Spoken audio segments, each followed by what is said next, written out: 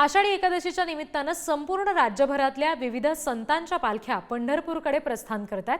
राज्यभर मानाचं स्थान असलेल्या मुक्ताईनगरमधल्या संत मुक्ताईंच्या पादुका पालखी सोहळ्याला विशेष महत्त्व आहे। यंदा मुक्ताईंच्या पादुका पालखी सोहळ्याचं 395वं वर्ष आहे।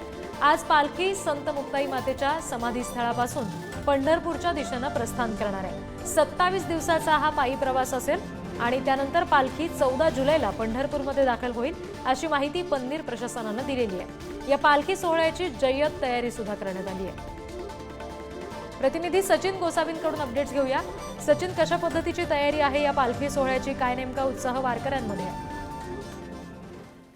निश्चितरित्या जर आपण बघितलं तर संत मुक्ताईंच्या पादुका पालखी सोहळ्यात दरवर्षी हजारोच्या संख्येने वारकरी शेकडो दिंड्या सहभागी होत असतात। आपण जर बघितलं तर मुक्ताईनगरमध्ये सकाळपासूनच आपल्याला वारकऱ्यांची गर्दी पाहायला मिळते आहे।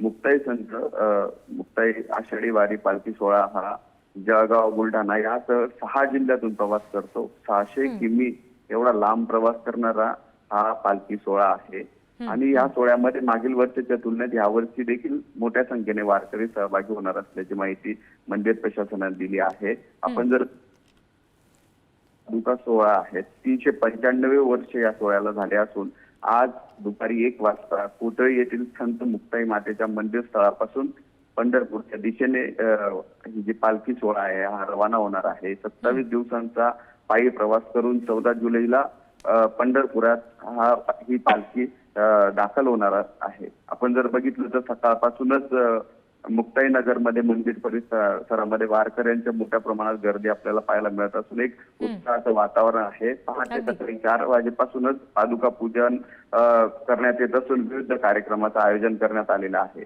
सकाळी 10 वाजेपासून मुक्ताई मातेच्या ज्या पादुका आहेत त्यांना चरण स्पर्श करून विधिवत पालखीत ठेवण्यात येतं आणि ती पालखी जुन्या मंदिर स्थळापासून नवीन जे मुक्ताई मातेचं मुक्ताईनगरातील मंदिर आहे त्यापर्यंत ती पालखी आणण्यात येते आणि संपूर्ण मुक्ताईनगरमध्ये फिरून 1 वाजता या पालखी सोहळ्याचं पंढरपूरकडे प्रस्थान होतं आणि तब्बल 27 दिवसांचा प्रवास करून 600 किलोमीटरचा प्रवास करून ही पालखी पंढरपुरात पोहोचणार आहे। मोठ्या प्रमाणात वारकऱ्यांचा यात सहभाग असतो। 100 पेक्षा निश्चित सचिन, आणि ज्या वेळेला प्रत्यक्ष ही सगळी पालखी सोहळ्याची जय्यत तयारी तिथे असेल तेव्हा सुद्धा तुमच्याकडून अपडेट्स घेऊ। तुर्तास धन्यवाद दिलेल्या सगळ्या माहितीसाठी।